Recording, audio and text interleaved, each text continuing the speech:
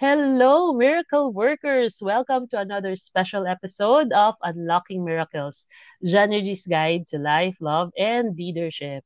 And for this episode, I have invited someone special, somebody who has helped me in my journey as a person na nagko-coach na rin ngayon. So let me introduce her to you. She is Coach Badet Araulio, or Coach Bads, as an author, motivational speaker, and ICF certified transformational coach. Throughout her career, she has had experience in and expertise in events management, sales, public speaking, and life coaching.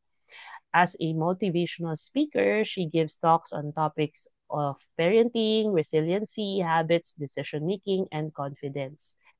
So marami na siyang napagbigyan ng talks in different companies. Okay? She has also guested as resource speaker in TV shows in ABS-CBN and Net25. Nako, sana ma-share niya yung secret niya paano siya na-invite doon.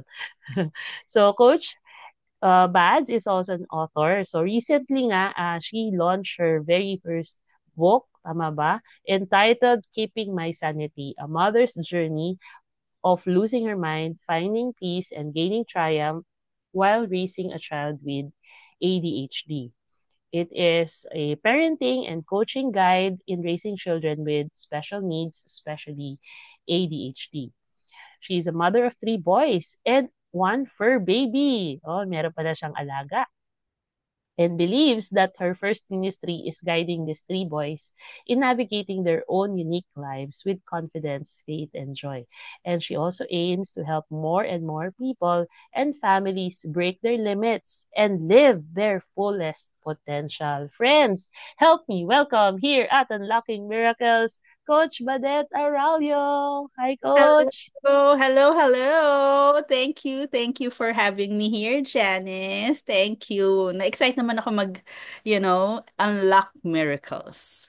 Yes, that's the goal of our show, is to really spread positivity and inspiration to as more people as we can. And I really am here to support mga budding authors, mga people who are going to businesses or sharing advocacies. No, so I believe what you are doing right now is we're going to share your advocacy. So first off, what are you grateful for today, Coach Bads? I'm grateful for actually just having the energy. Kasi, 'di ba, Christmas, December, sobrang Yes. daming ganap, but really having the energy to have my sanity. Kasi sometimes, 'di ba, even if we're present, stress tayo. And I'm just so grateful that I have a good mindset na right now. Na kahit maraming ganap, I'm still able to be present with my boys and during this interview and enjoy my work as well. So yun lang, I'm just Yes. so grateful. Thank you, God, for the energy. Yay. Thank you for energy. Kailangan natin yan. Kasi pag walang energy, medyo hindi masaya ang buhay. Oo, kailangan talaga. Energy management, actually. Ayan, energy management rather than time management. So for Mm-mm. those who are new to this show, yes, as mentioned, we are here to share more miracle stories. So I'll be asking Coach Bads later on to share more of it, and also about her book, her latest book. But just to give you a context or backgrounder, paano ba kami nagkakilala ni Coach Bads? So, nagkakilala kami through programs of Coach Edwin, tama ba? Yes. Doon tayo nagkakilala, no? Initially, yun, I attended yung mga seminars that was offered by Coach Edwin, and doon kami nakakilala. And Coach Bads is one of the person that, ano, make tulak to attend to attend the mga high level coaching programs ng na in-offer ni Coach Edwin, which really helped me become a better person. So I'm very grateful to you, Coach Bads. And at the same time, Coach Bads said yes to one of my passion projects, no, no, during the Yes. pandemic. Alala mo, yung Nanay Knows Best. Nanay. So we came up with an online interview. She said yes to my invitation. And then later on, we turned that interview into a book. Yeah. Kaya, ba yun ang first book, ano mo, Yes. in a way, Actually, no? yun. Yun. Oo. Oo. So, because of that, and I'm so proud of that book kasi because of that, a lot of mothers became solo book authors themselves. And ikaw, Marami isa ka kami. doon. Di ba? We're Na-embrace. really, Marami kaming na-embrace yung pagkananay. oo, yes. So some really shared more about their motherhood pa, and then also some shared about their life story. So I'm excited na malaman pa more about your book. So let's go directly na to our topic, which is unlocking miracles, which is I love for you to share two of your favorite, or kung may tatlo man yan, na favorite miracle stories mo sa buhay mo. Yan, go ahead. My gosh, sa buhay ko. Wow, ang dami nun. Ang dami nun. Well, one is, it's included in the book. May part sa book na I call that story Walk in Despair. Kasi, when you have a child with ADHD, parang tuliro ka, hindi mo alam gagawin mo, parang tama ba to? During that time, I had a feeling na, tapos nagwi-wait na lang kami ng schedule. Kasi nagpa-appointment kami. And usually kasi, when you go for an appointment with a PedDev, it takes months. So, months ka maghihintay. So, during that waiting ko of months, still, I don't know what to do. Nag-act out yung anak ko. And this one time, naglalakad lang ako. Um, Basta naglalakad ako, papunta ako, susunduin ko yung anak ko. And usually, I have a car. But that day, pinais ko yung kotse ko. And then what happened was, so naglalakad ako, tumawid ako. Alam mo yung parang buti nga hindi ako nasagasaan. Kasi I was really in despair na at that time. Nakatingin na lang ako, nakatingala ako, tapos dumadaan yung mga jeep, but wala akong pinapara. And then I saw my friend. That friend is a co-mommy in the previous preschool of my son. And sabi ko, "Uy, hi, hello." And then I realized, hey, di ba SPED teacher ka? Special education teacher. Tapos sabi niya, yes, mommy, bakit? And then I told her about my situation. Tapos sabi niya, okay. So, sige, just go for your schedule with your PedDev when you're done, which is, by the way, kakilala niya yung PedDev ko. Tapos, sabi niya, and when you're done, come back to me. When, tutulungan kita. Tapos sabi, Wow. oo, tapos sabi niya, huwag ka mag-alala. Kaya natin yan. Kakayanin mo yan. And during that time, I thought she was a teacher dun sa therapy center. I didn't realize that she was the owner of the therapy center. Wow. Kaya ngayon parang kinikilabutan ako ngayon as I share with you the story. But, uh, you know, it's very difficult, challenging to be a parent of a special needs and a child. And parang I feel that there are many angels na binigay talaga ni God in every step of the journey. And I'm just so grateful for that. And that teacher really helped me and my son in providing yung therapy that he needed. How So, old yung anak mo nun by the time? What? noong time na yun, he was turning 10, 9 years old siya nun. 9. And then now, he is He's 16. 16. Wow. Yeah. 'Di ba? So talagang, um, sabi nga, totoo yan, sinasabi nila, when you're on your lowest moments, 'di ba, bigla na lang merong talagang blessing na dadating, no? God Yes. will really surprise you, and He will give you not only what you need, but will give you what is best. 'Di ba? Yung True. even even beyond what you actually expect, 'di ba? So, Yes. ang ganda nung shinare mo na yon, Coach Buds. I for myself, I could also relate. I don't have a kid, but I do have a sister who is special, 'di Mm, ba? Si yes. Diane, who is was minanganak siya na Down syndrome since birth. Mm. So, in our case, talagang hahabaan mo yung pasensya mo. Because she Maleta nga has eh. Maleta ng pasensya, maleta. because she has her Ah, own world, no? And yeah.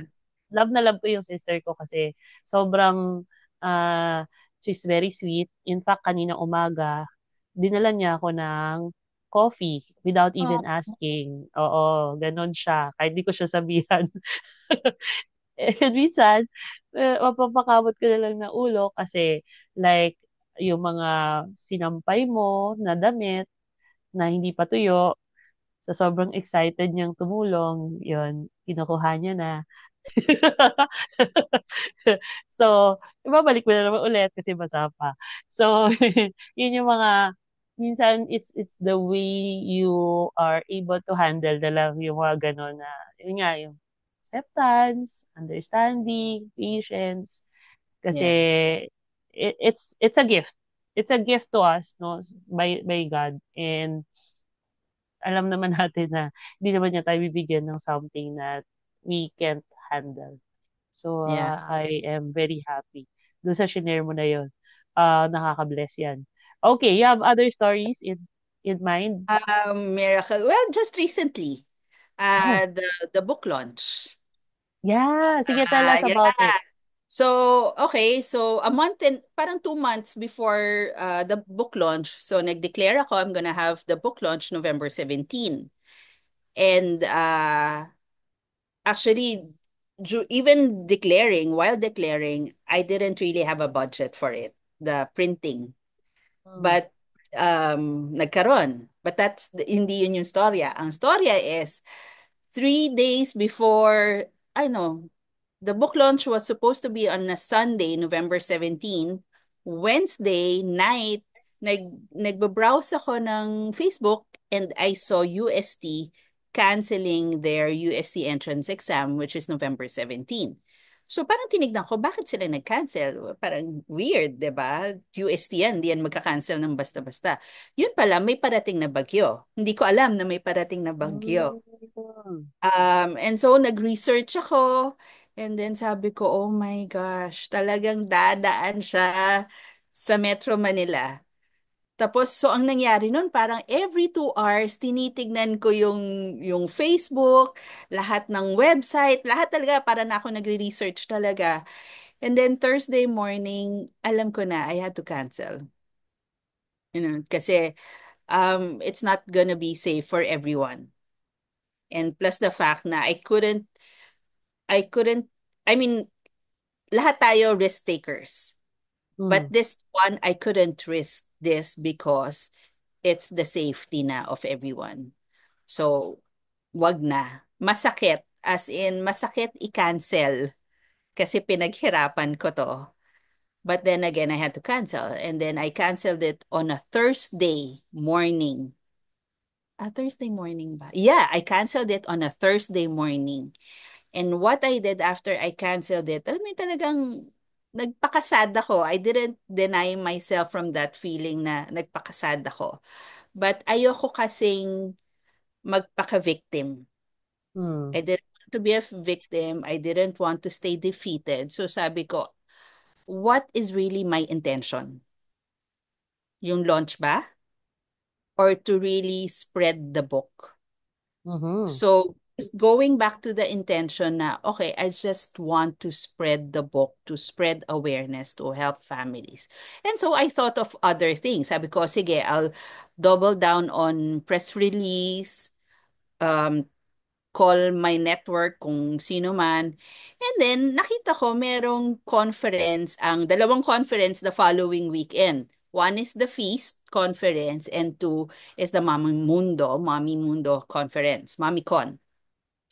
Both of them, wala akong kilala. I just emailed. Si Feast, nag-email kagad na puno na sila. Mm. So, okay. Sabi ko, okay. Parang at least I did my best. I messaged back. And then the other one, si Mommy Con, uh, messaged back. Sabi niya, okay, we can provide you a booth. May Then payment sabi, ba yun? May fee? ayun na nga. And then, sabi niya, so she forwarded me to the one managing the conference. And sabi pa, we can provide you a 2 by 1 booth, ganon. So I had to make sure. Sabi ko, hi, I just want to be clear, is it without payment? Tapos nag-reply, yes, no payment. So parang, Wow! oh, di ba? Pero hindi pa natatapos yung miracle doon. Um, pagdating ko, so I was thinking, since super last minute, yung placement ng booth ko nasa dulo or some ano na hindi maganda, yung hindi masyadong Okay. daanan. Ang placement ng booth ko was right in the middle of the market, parang booth area. Right in the middle, katabi ng photo booth area na lahat ng tao dadaan dun sa booth ko before they go inside the auditorium of Samsung Hall in SMR. Wow! Kaya sabi ko, wow, God, ang galing mo. Wow! Oh, sabi ko, it's so undeniable. It's God's work. Yeah. Yeah. And while we are acknowledging that it was God's work, I want to also honor you because you took action. I mean, diba, if you didn't take that Yeah. effort to reach out, to do an email, nothing will happen eh. 'Di ba? I mean, Yeah. hindi mo makukuha yung ganong opportunity. And because you were clear about the intention of you spreading the message of your book, so blines ka ni Lord. Meron pala siyang mas magandang plano for you. Alam mo, Janice, yun actually parang napansin ko sa miracles. Parang you have to take the first step. Yes. 'Di ba? Hindi siya yung So, hintay ka lang. Hindi, you totoo. have to keep on living your life, take the first step, and really trusting na may mas maganda. Like for me, nung na-cancel, just trusting na, okay, the launch is maybe, I mean, the launch wasn't for me. May mas maganda. So parang you have to really take the first step of, yung bago mo makita yung, ay, may miracle pala, may mas maganda pala. Ah, yeah, yeah. Yeah, I've shared this in the past episode that you really have to show up more. Like I really admire you kasi nga you have experiences na before na nagigest ka sa TV and all that, no? And I remember last year when I decided to finally have this podcast. I've Mm-mm. been meaning to do this for quite some time, like ilang months ko na siyang pinag-iisipan. And minsan pag wala ka talagang ginagawa, di ba? Parang na-overthink mo masyado, hindi ka nagtitake action. So wala nangyayari. When finally I did it, sabi ko, I really want to do it as a gift to people I know by launching it and starting it on my birthday last year. Alam mo Mm-mm. ba, Coach Bads, on the following day, day after, my global mentor reached out to me and called me. Sabi niya, can I give you a call? Sabi ko, okay, ano po, what Inglesero? English pala dapat, hindi Ah, Tagalog kasi English eh. ah, So, what is it all about? So, bottom line of the story, he offered to me an opportunity where I can be part of his global community called Work Less, Earn More and be able to publish my very first online course there. mm. And and I believe it was because I decided to show up and start the podcast. Yeah. So and several other stories yan na when you start showing up more, more opportunities talaga come to you. And yung sinabi mo rin na if ever your plan doesn't go as well as you've hoped it to be, merong kapalit na mas maganda talaga. 'Di ba? Like in what? you told us the story.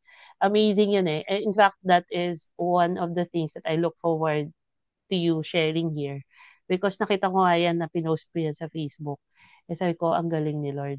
Kasi He really knows what's best for you. Yeah, I And, think di ba? How many uh, attendees pala yun, coach? hindi ko na nakita pa. May time talaga, yun pa, kasama ko yung two boys ko Hmm.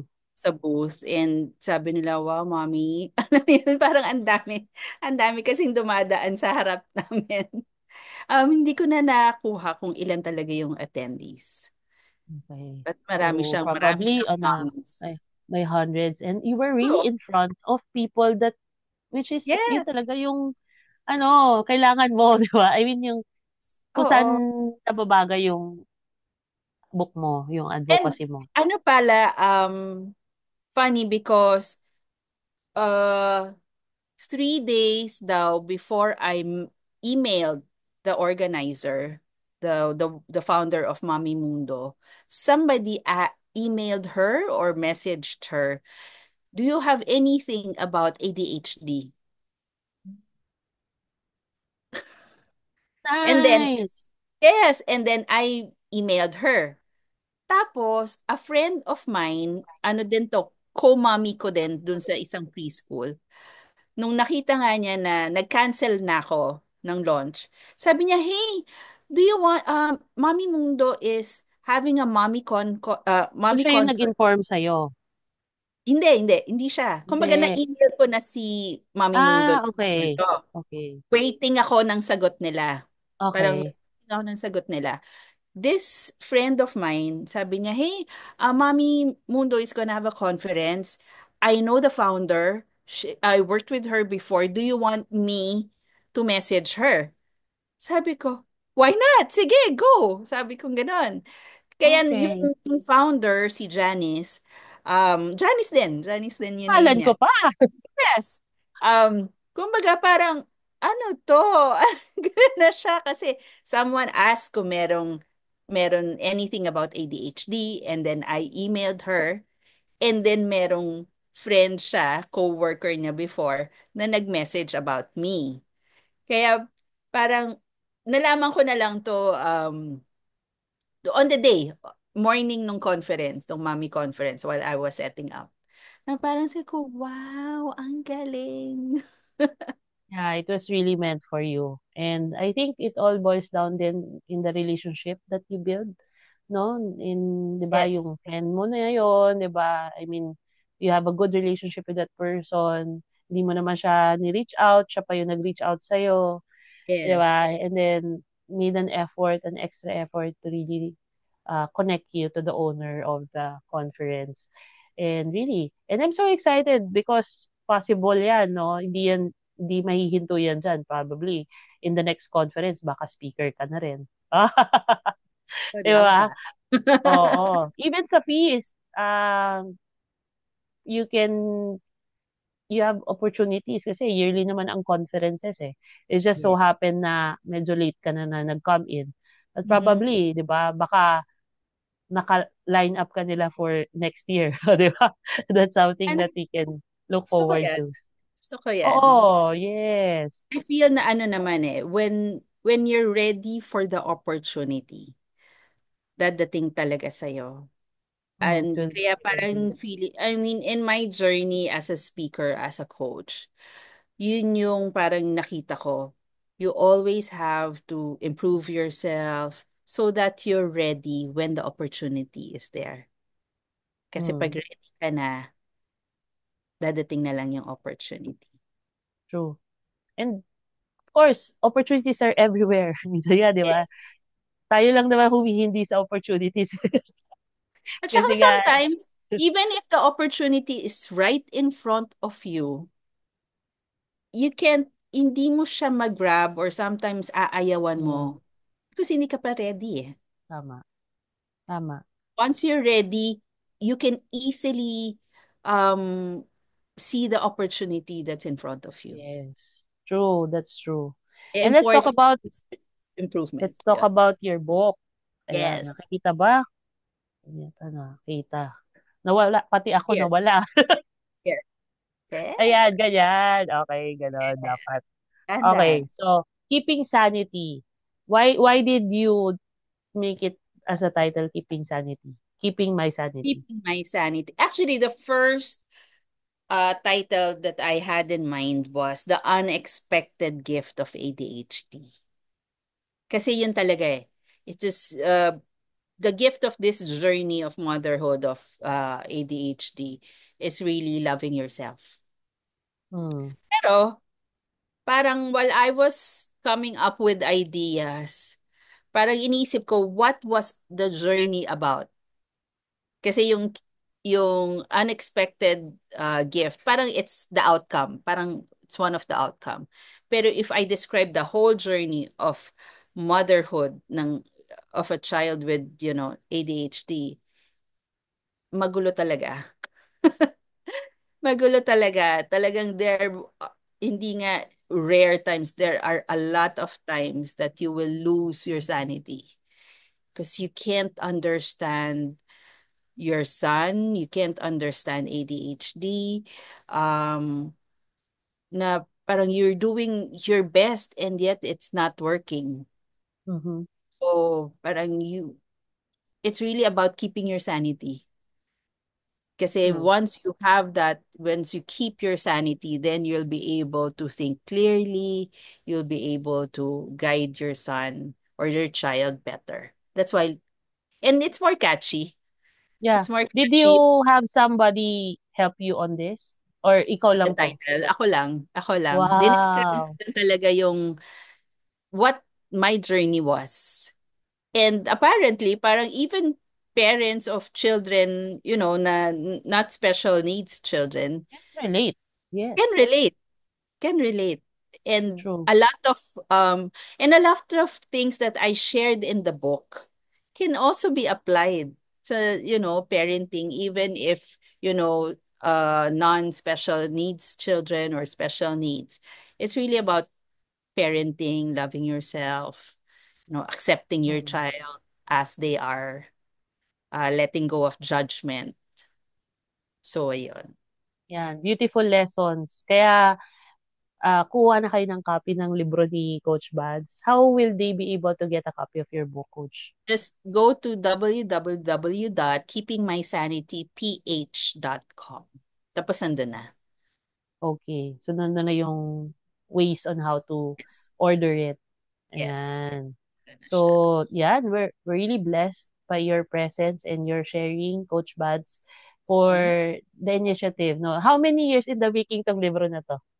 Oh, uh, tinapa ko. O, di ba? Tinapa ko ni God.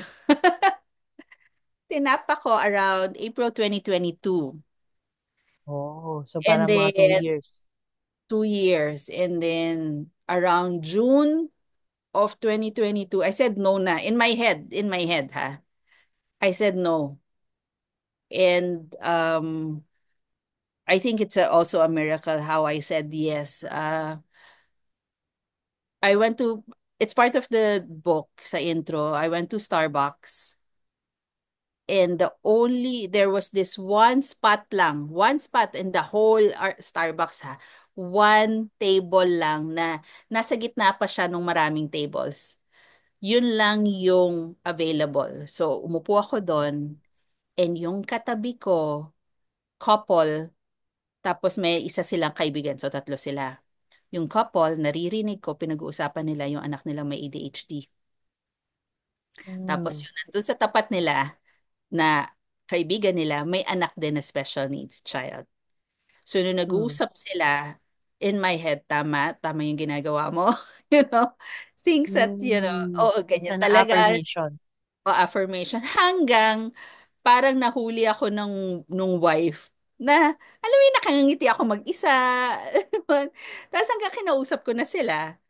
So, um, yun, from then on, kumbaga, tuloy-tuloy na. That was when I said yes. I finished the book in parang a month and a half.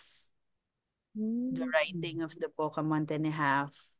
And yun. Parang Yeah. October yata, 2020, October, November 2022, tapos na siya. So, 1 month mo lang sinulat, pero it took you parang 2 years to yung resist. Yeah, To resist. yeah, Ayoko. So, you were like wrestling with the Lord. Gawin mo talaga, Badet. No! oo, yes, But, ganun. yeah, I think kasi we have beautiful stories within us.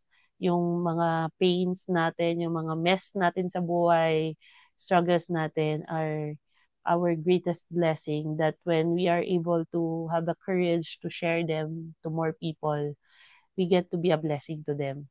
Diba? Kasi especially yung mga, if you're going to think about yung mga, doon pa lang sa stage na 10 years ago na nandun ka, Hmm. 'di ba? And you're able to help them solve their problems through your book. Ang laking blessing nun because they don't have to really go through all the things that you have went through kung mababasa nila yung libro mo. Yeah, Ayan. and, kasi a lot of parents of children with special needs, they see themselves as a bad parent. That's why I wrote this book. Hmm. Yung a lot, including me. But I really see a lot, especially sa groups that I'm part of, FB group. I see a lot of parents see themselves as a bad parent. May ginawa silang mali, kaya meron silang special needs child. And ang hirap nun. Ang hirap nun pag parent ka, tapos ganun yung thinking mo. Hmm. So, mapoproject mo din yun sa anak mo eh.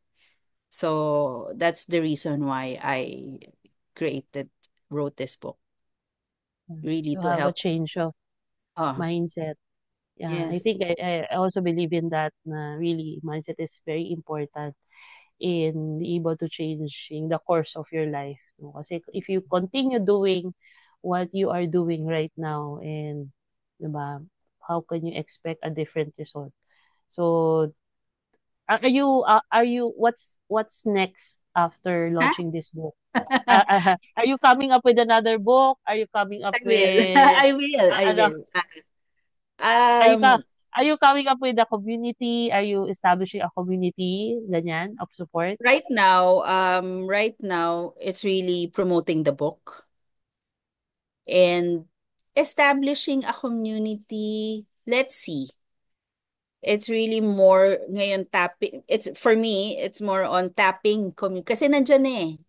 The Mhm. communities are there There are already. existing communities na rin Testing naman. nga eh. Oo. So for now, before I create my own community, I'd rather tap the different communities Mhm. and tell them, hey, there's a guideline, a parenting guide, a coaching guide, and I can also share my story.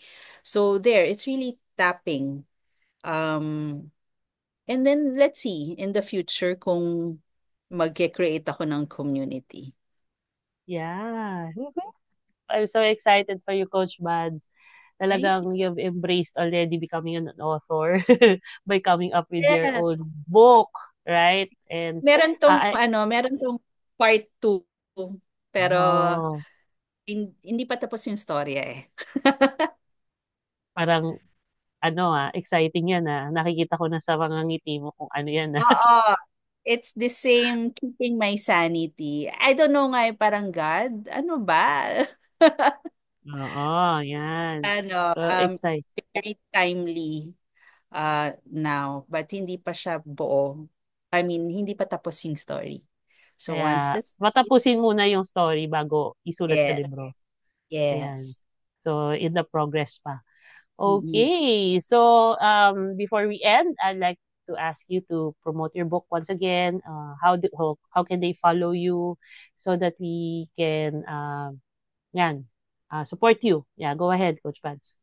Sige. So, thank you, Janice. So, if you have a child with ADHD or special needs, or if you know someone that has a child or has a family member that has special needs, do buy my book, purchase a copy of my book, Keeping My Sanity, A Mother's Journey of Losing Her Mind, Finding Peace, and Gaining Triumph while raising a child with ADHD. All you have to do is go to www.keepingmysanityph.com, and there you can buy your copy there. You can purchase immediately. The main message that I would like to partake to share with this book is that every child deserves to be understood, accepted, and loved. Yun lang. Wow, beautiful. Yes, very simple message, pero ramdam na ramdam natin 'yan, 'no? So, we really hope for the best for your book. Hopefully you get to touch a lot of parents, not only here in the Philippines, but also abroad. 'Di ba? We can go global Oh, yan! para, 'di ba? Gusto natin 'yan. And I'm really excited because, yeah, I for myself, I'm an author, and really, when you become an author, it launches you to different other aspects of opportunities, to earn and to create impact in our communities. So thank you very much, Coach Bads. Thank you Thank for the you. opportunity to be here, part of my Unlocking Miracles. If you find a value in what Coach Bads is sharing, feel free to reach out to her, get her book, connect with her. Baka may mga tanong kayo sa kanya na hindi nyo naitanong dito kasi hindi tayo live. So go out and reach out to her. You can also Yes. chat it, and we'll definitely help you out as well. And baka may mga upcoming events si Coach Bads. Eventually, you'll have your own, ipupush through mo pa rin naman yung iyong book launch, right? But hindi mo Um, pa alam kung kailan Actually, o hindi hindi na. na. Hindi Hindi na. na. It's Okay, hindi really na. more on me tapping different communities, different schools, Yeah. different parenting community. Ano talaga eh, parang yun nga eh, canceling, canceling the launch opened me up in more opportunities. Alam mo yun, just going back to what is my intention. Yes.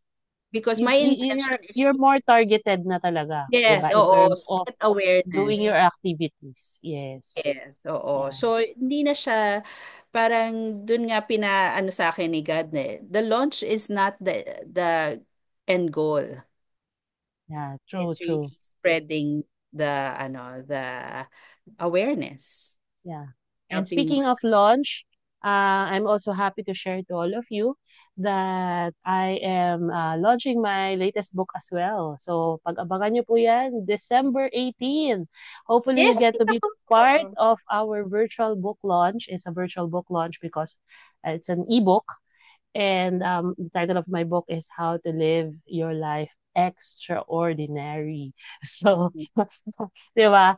And I'm not alone in launching the book. In fact, I have my graduates of the 100 days book writing challenge.